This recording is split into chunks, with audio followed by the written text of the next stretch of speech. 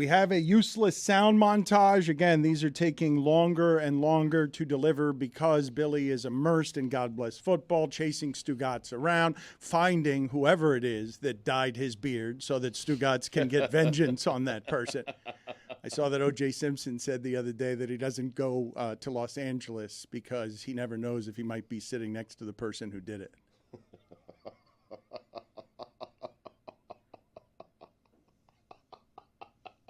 Juice.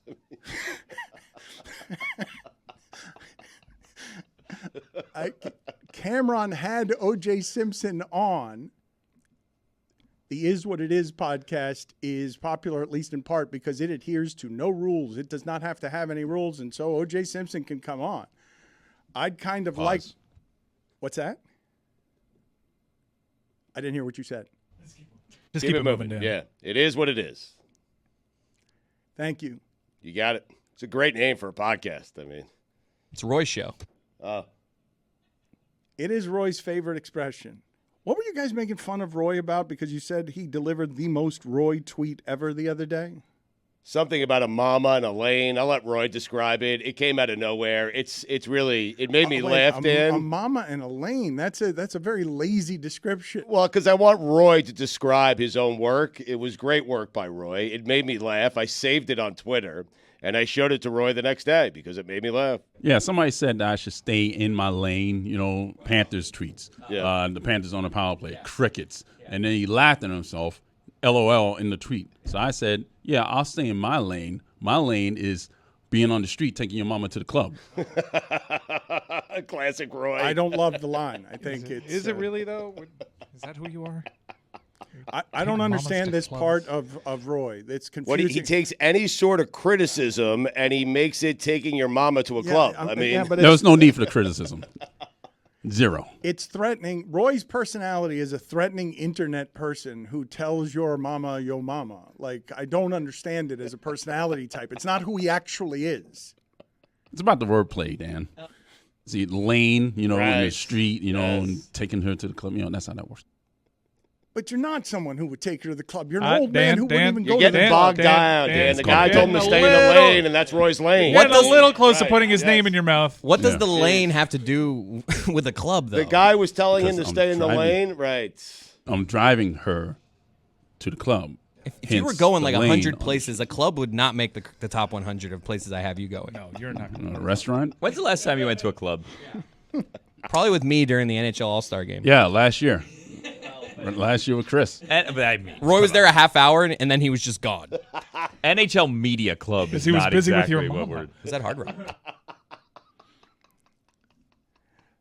I saw something, Stugotz, that made me happy the other day because even though you and Greg Cody are allergic to numbers and data, I actually saw Brent Venables, the Oklahoma football coach. Oklahoma, I think of as Barry Switzer's a moonshiner. He's going out there and he's going to beat you with offensive option football. He's going to have, back when Oklahoma was Oklahoma and they had all the best athletes and they beat you by not passing.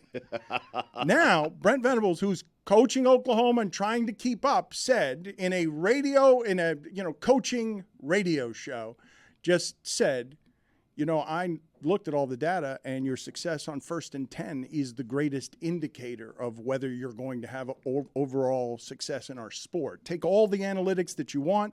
What kind of success are you having on 1st and 10? Both sides of the ball, offense and defense. He's like, that's the most important stat. And I'm like, even Oklahoma's doing the analytics and bringing in coaches who are trying to win in the margins because they're not going to go with their gut. They're going to do the math on, I need to know my subject matter. I'm not going to beat you because I got the best athletes anymore. I'm going to try and take advantage of actually learning and not being an old school Oklahoma coach. It's a huge part of why Tyler Van Dyke is the nation's leading passer, according to Pro Football Focus. It's because Miami's been able to stay ahead of the chains. That's big. You cannot blitz him. Mm-hmm. We know from last year that Tyler Van Dyke struggled to get against a blitz. This offensive line has been really good. They haven't been so good that you just merely haven't noticed the other team's blitzing. It's because the other teams can't blitz because of all the success they're having on early downs. Were you surprised to hear that from Venables? Because he appears to be a coach where he would say, whoever hits harder. that's the team that wins. It wasn't him that I was surprised to hear it from. It was just an Oklahoma coach telling me he's not going to stoops his way to victory.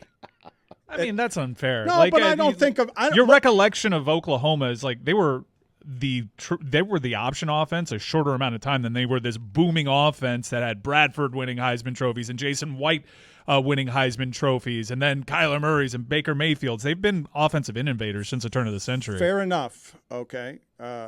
I make Stoops as a reference because I think of the Stoops family as a college football family the same way I think of the Bowdens as a college football family, a bunch of coaches from the old school. But you're right. Oklahoma stayed with the powers in offense because they had great quarterback play from innovators in a conference that, was doing a lot of passing offense and playing against Mike Leach, a cheap shot at Stoops. You feel bad? Man, when you think about the quarterbacks that have gone through that program, just like over the last 10 years, it's ridiculous. Crazy. The fact that he won Jason White a Heisman Trophy. Jason White, he's not Bradford, good. Caleb Williams won a Heisman Trophy last year with USC. He came from Oklahoma. It's insane. Jalen Hurts goes through there. Kyler Murray, Baker Mayfield. It's insane. But to keep up with everybody else, right? If you make all the money equal, Stugotz, and give the players transfer power all over the place, Oklahoma has a decided recruiting disadvantage of where it is players would like to be. It's one of the reasons that Deion Sanders now, I can't go another day without mentioning him. Well, Deion Sanders is doing it differently and getting a lot of attention for doing it differently because it can be as simple as, do you want to play there for him? And Oklahoma's a tough sell to get the top of the prospects. Alabama's a tough sell now, Stugotz. It is. If I give the high school player, in terms of geography, you're saying. I'm talking about city you want to live in. Right, well, that's geography. Does the program have a lot of money? And Which Oklahoma does. They are competing. David Sohn, it was thought that he was going to commit to Miami at last second, even surprising his own family that went there with orange and green balloons. He decided to commit to Oklahoma. Still alive in that one. But Dan, there are only so many schools and there's so many kids playing football. Oklahoma's going to stumble into getting some good players here. Of course. Yeah, they're number 7 right now, according to 247 Sports in recruiting composite rankings. But in watching them against Cincinnati, they didn't feel to me like somebody who could play against everybody. Well, I think they're going to come to regret the Venables hire, but we'll see. That's because of Dylan Gabriel at quarterback, choking in big moments like he always did at UCF. He's going to do it at Oklahoma. It's infuriating. Yeah. That doesn't sound emotional. No, not at all. Wait, so there was a kid who left Florida to go to Oklahoma? UCF to go to Oklahoma. There you have it. But he did mention UCF to Oklahoma because Jeremy Badley wants UCF to be a big boy, and as soon as they play the big boys, they end up losing. Backup quarterback on the road, toughest game we'll play all season. Kansas State. Yeah, not the only loss you'll have all conference season. champion. Not defensive. Reigning conference champs. I know how to do this. Mike, let's play this. Do you? I've been listening to this show for a decade. Come on. Let's play this Deion sound for people because Mike was telling you that the only reason I know McCormick's name. You don't. McCorman? Yeah, no, it's Cormani McClain. That fell apart quickly. You couldn't have written a better joke. Cormani McClain. Yeah, he was a 5-star. He was a number 2 recruit in the nation. He was highly recruited. I can't even find you. I feel bad. He was. I deserve a fine for that. What He do you was mean initially In that case, it's $5. His recruitment was well reported on. He was originally committed to Florida, and then Miami stole him from Florida. And then at the very last second, once Coach Prime takes the job over at Colorado, he steals Cormani McClain away from the University of Miami, and he hasn't played yet. And if you're watching Colorado's struggles, you'd wonder, where is this young Louis bag that you've brought over, a 5-star? And over the last couple of weeks, Deion has handled this in ways that you haven't seen coaches handle this. And I'm not judging it. It's just different. And he was pressed on some of his comments last week about Cormani, and he doubles and triples and quadruples down.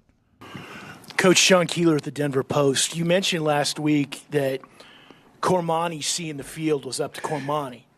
I wonder if you could elaborate on what you want to see him do, 1. And 2, did he help his case? Study, prepare. Late against Study, Oregon? prepare, be on time for meetings. Show up to the darn meetings. Understand what we're doing as a scheme.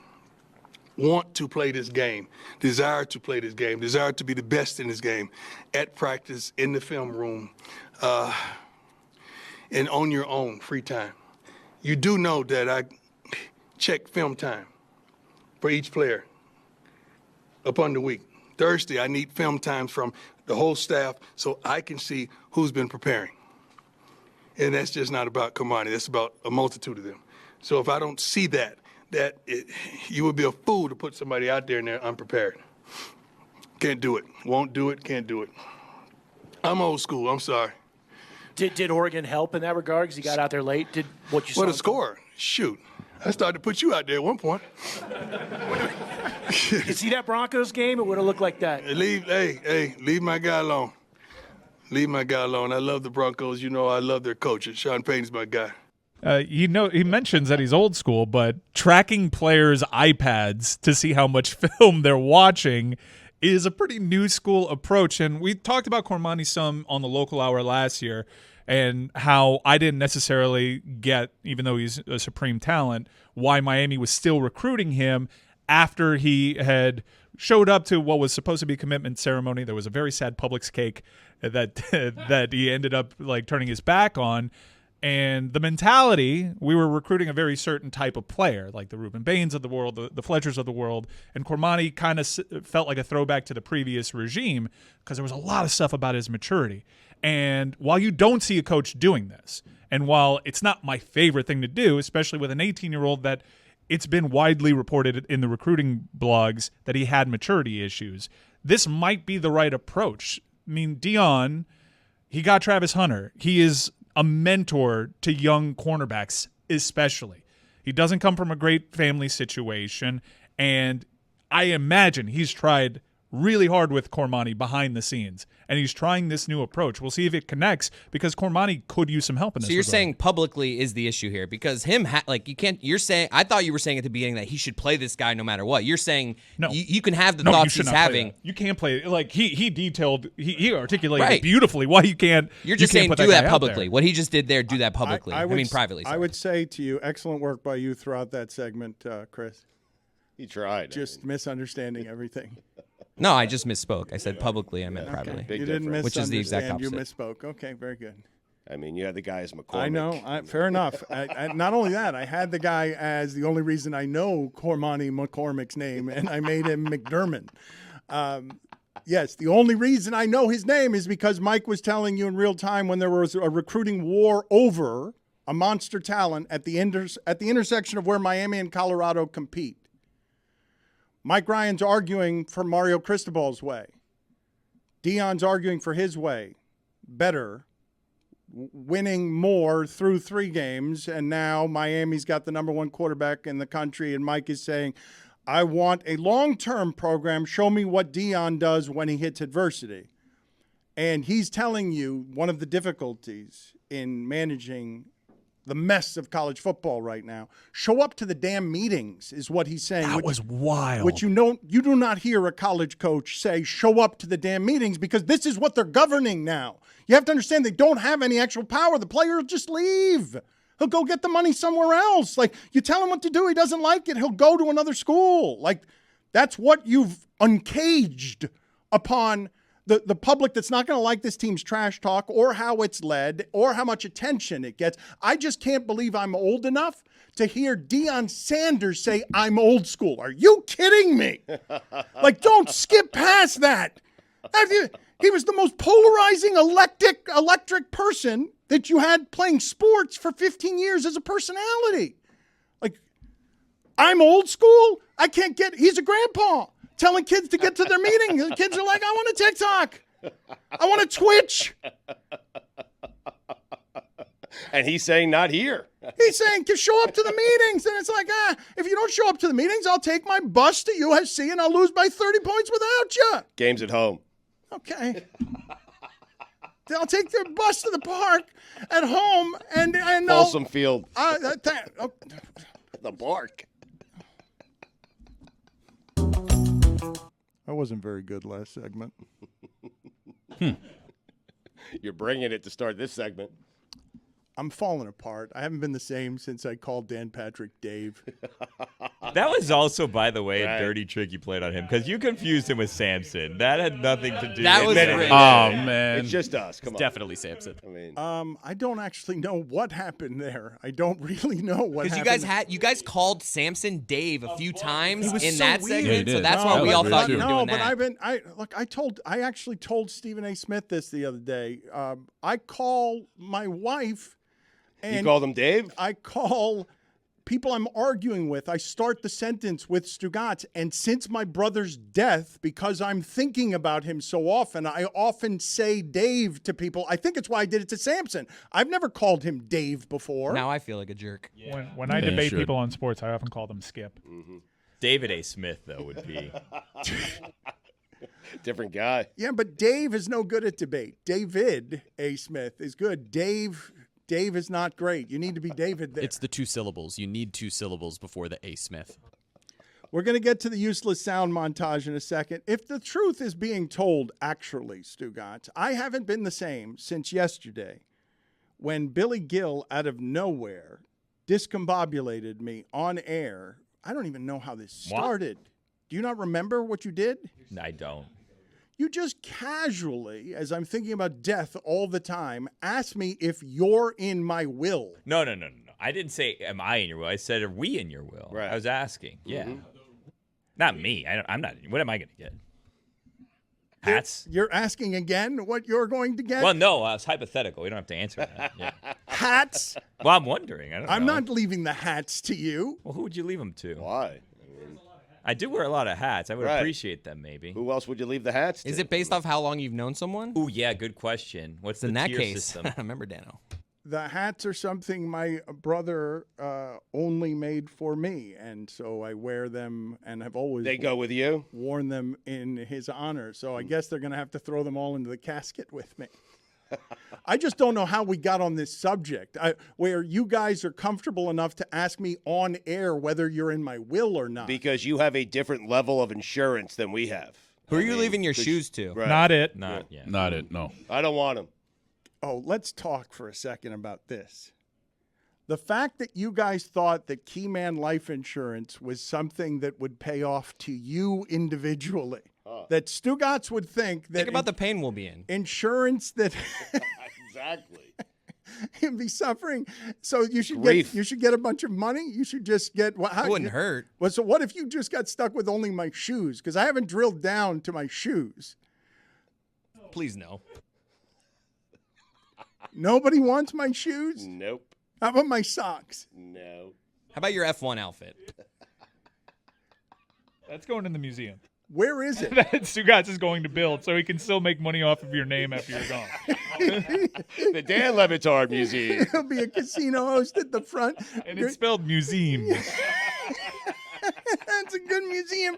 I would actually like to see someone build that out. Stugotz is a casino host on a museum of artifacts, just cashing in on the last embers of my corpse.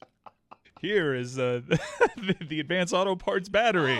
No, that's in a dumpster behind the That cleaner. can't still be there. It's probably still not It might. there. We can't rule it out.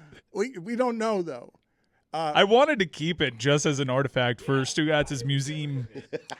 We have to do this. That was a sad day seeing that thing. It in there. was. Why did we get rid of that? I mean, we didn't have space. It did take up a lot of It room. ate up a lot of room. We could have used it at one of the walls for Bob's office that was made out of like cardboard and boxes. That I he just made wanted to himself, and keep curtains. I wanted to keep repurposing it. It's like, okay, here's the Game Time app battery. It's a car battery, but we just Just scratch out on here's the KFC car battery. I signed that Keyman Life Insurance on the dumpster that battery was in the alley behind the Clevelander. No one mentioned that yesterday as you guys all fought for my remains. Is that where you take meetings? Bimmel did mention it just after we were done saying important things on air. He's afraid as a corporate person of microphones. Our COO. Put it on the poll at LeBatard Show. Should COOs be afraid of microphones? What's he getting? He's not in the will. Oh. No, the Are you will, sure? Did you read that thing before you signed it? the Fine line. I'm going to put him down for shoes. Some socks. I want to go through my will with you guys in a second. So do I. I want to do this publicly. But first, Can we just call dibs on things? no, I will choose. Whoever says it first. I will choose. I got that nobody wants the shoes. I got the waterfall. I got that. Same money. Yeah, you guys, I've enjoyed how everyone around here is a sneakerhead, all of you wearing the same shoe and telling me that my shoes suck. I mean, okay. I'm so insecure about that at 55 years old that the cool people in their shoes around here think I wear lame shoes. Let's play the useless sound montage.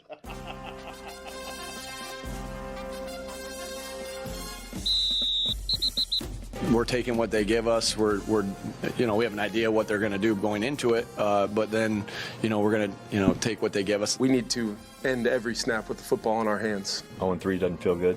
And you got to put your blinders on, and you got to know that it's a race, and you got to know that it's a journey, and you got to know that it's a battle, and you got to know that you're starting in the far outside lane, and all we can do is keep focused on the fundamentals and the details. This isn't a one-person game. This is a game where as an offense we got to play as a full 11.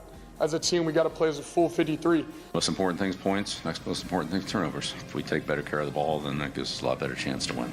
You have to protect the football. Obviously, it starts with me, and I got to take better care of the football. I think he wanted to get in the end zone just as much as all the Swifties wanted him to. Travis Kelce's had a lot of big catches in his career. This would be the biggest. You know what? I've met her before. Adam, I set him up. We got a lot of opportunities up ahead. I just try to go 1-0 each week. I kind of view them as separate stages, like a Tour de France, and I don't really connect them. I view them as 1-0, and then whatever happens, you just kind of erase that week, and you start a week fresh, and you just do that 17 times and see where you are in early mid-January. Right now, Zach is the best player in the. He's who gives us the best chance to win. We played hard. We made some mistakes. The mistakes we didn't make the first two games, we made this game, and a lot of it has to do with them. Give them credit. Everybody's probably going to take a little bit of blame on this one, so we just have to be better as a unit. There's no doubt about that. We just didn't do enough on offense, especially early in the game, to kind of give ourselves a little bit of a lead there. We came here to win, and that's what we were trying to do.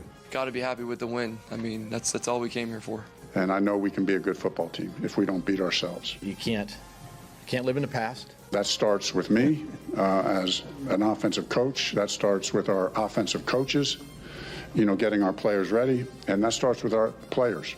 We got to make winning a habitual thing, man. Just to stack winning performance on top of winning performance is significant. So everybody just pulling in the same direction, trying to be as good as we can, try to get better. Thankfully, we're 2-1. It's only one. We got to handle that environment better.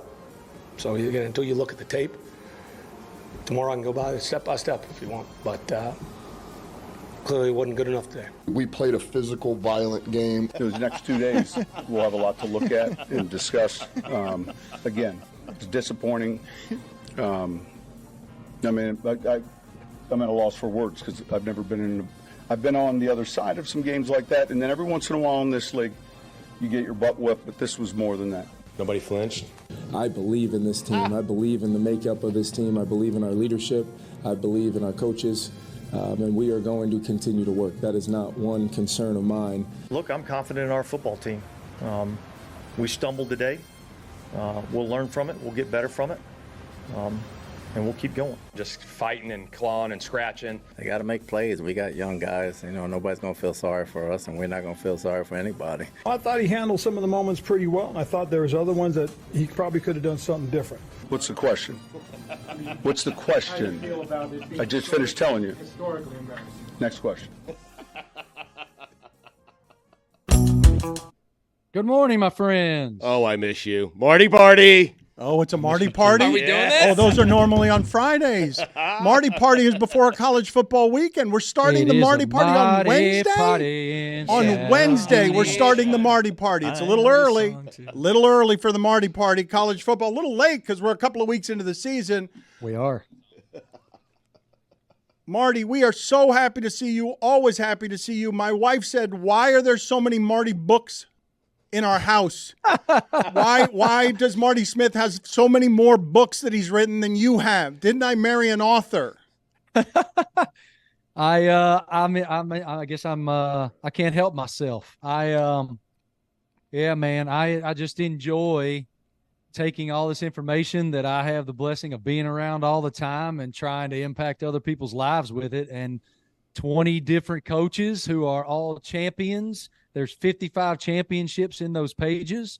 Were kind enough to give me their time. And I think the tutelage is applicable in so many different ways and so many different walks of life. You don't have to be a coach in order to glean a lot of cool wisdom from those pages. Marty, you are the face and voice for college football. You know, for those who don't know, like, we love Marty, obviously. He's been a friend for a long time, but he knows so much about college football. And Mike is dying to talk college football with him. But I want to make fun of how ridiculous the cover of his book is and that he's calling himself a sideline CEO. Like, he's going to sell a lot of books, but look at him. Like, this you want to buy Marty an insurance Smith, policy while you're at it? No, Marty Smith is funny. Marty Smith is fun. And here you are just holding out a microphone uselessly in a suit, looking amazing, dapper, regal, sideline CEO. But come on, where's the party? Like, what is this? Hysterical, man. Dano, I love you so much, man. You know exactly where to go. I had so many debates with my publisher about that. I didn't even want to be on the cover, if I'm being honest. I mean, y'all know I'm vain, so I like myself. But I did not want to be on the cover of this book. And he's like, no, man, we have to have you on the cover. And I'm like, okay, well, like, why don't we take a photograph of me interviewing one of the coaches that's in the book and make that the cover? He's like, nah, man, nope, we're going to shoot an original photo. And he wanted it to be a situation where it's like, I'm holding this microphone out to interview the reader, I guess, right? And so I'm sitting there doing this, and I'm in my mind, I'm like, I wonder how this is going to go home. I know one thing for damn sure, and that's that my buddies back home in Appalachia are going to kill me for this. I mean, it's ridiculous.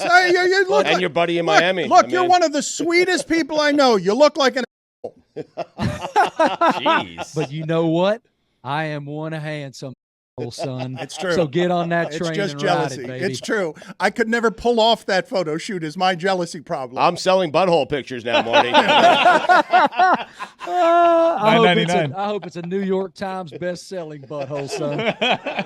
Marty, let's suck some ball. The ACC has 6, not 1, not 2, not 3, not 4, not 5, but 6 4-0 teams. It's the first time a Power 5 conference has featured 6 4-0 teams since the SEC in the glory days of 2012. Everyone's talking about the Pac-12, and rightfully so. Really amazing teams out there. But can the ACC lay claim to best conference in America? One thing is pretty obvious. So far, these two conferences are up on the SEC, including head-to-head matchups the ACC is showing out. No question. I mean, and none of those teams are Clemson, which, Florida State is really, really good. They're a championship caliber group. They have a complete team. I really like what Coach Norvell has done in Tallahassee.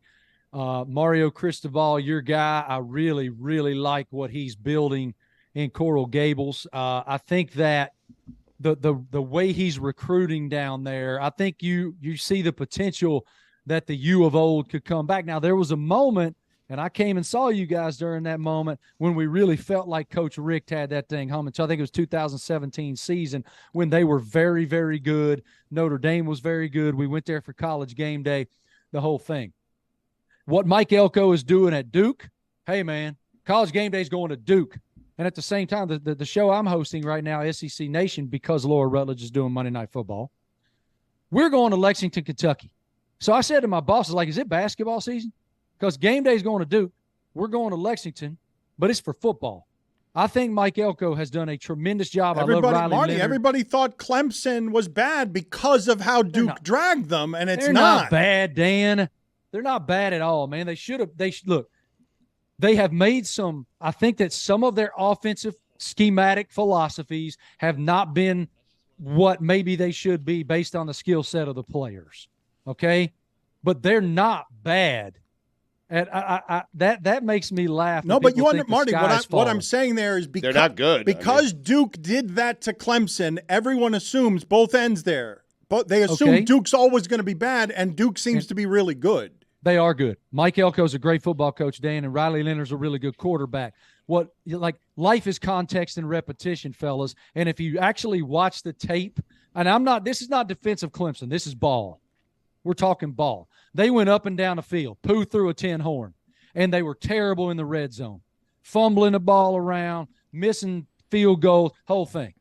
Roy, you like that, don't you? Pooh threw a 10 horn. Big dog. Yeah. Pooh threw a 10 horn. That's a new one for me. I'll take that.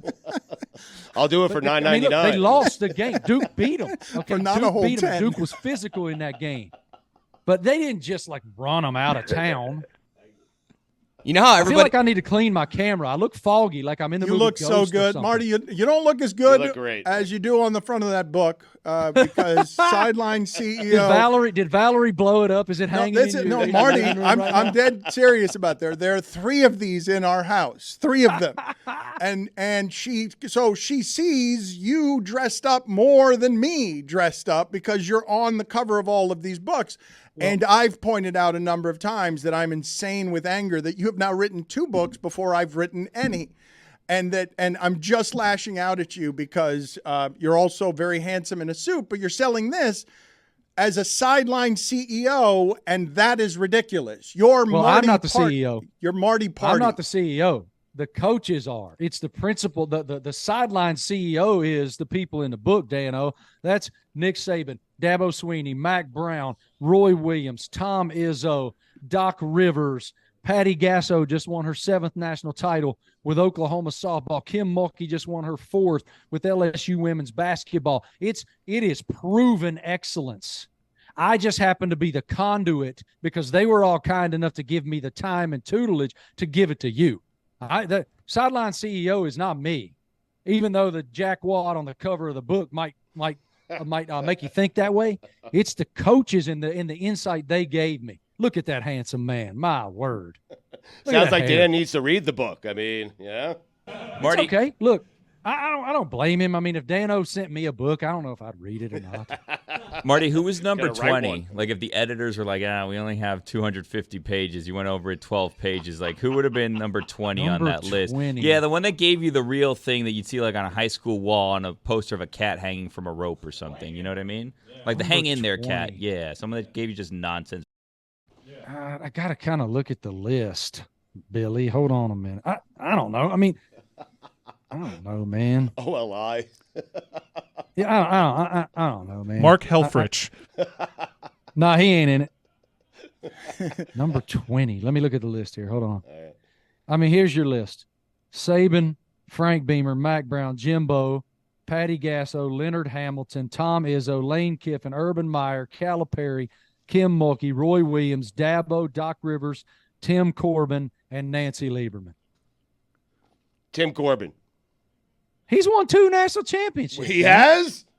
Vanderbilt baseball. He's one of the greatest. His insight in the book is unbelievable.